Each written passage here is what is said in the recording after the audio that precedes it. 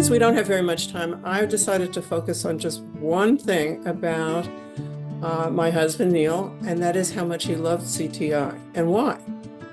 So to understand why, you have to understand that he was raised in a household in which one parent was really, both parents were Jewish, but one parent was really hostile to anything that had to do with organized religion. And the other parent just plain didn't care, except for two things. There were three sons in the family. She wanted them all circumcised, and she wanted them all to have a bar mitzvah.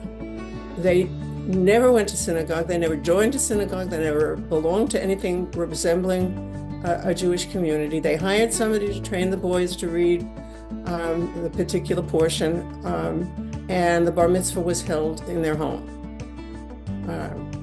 So that's the way Neil grew up. However, he had two experiences as a young man. One when he went to services at a conservative synagogue in that neighborhood in Brooklyn with a high school and then college friend.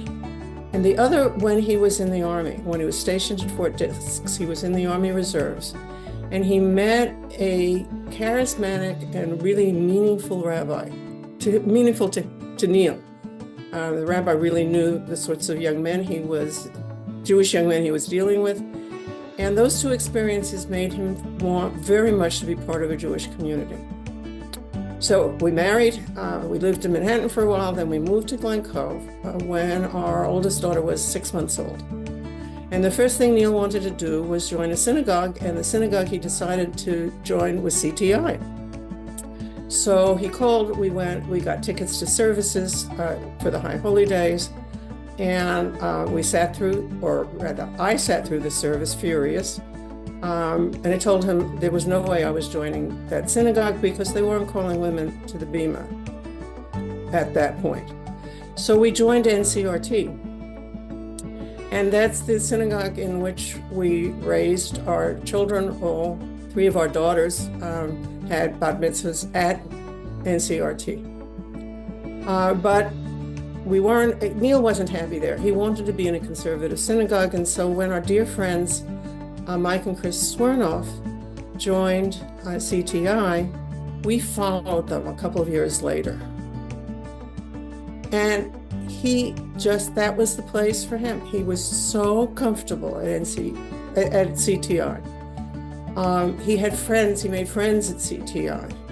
When Gustavo came and added music, Neil was just, well, this is cliche, but he was just in seventh heaven.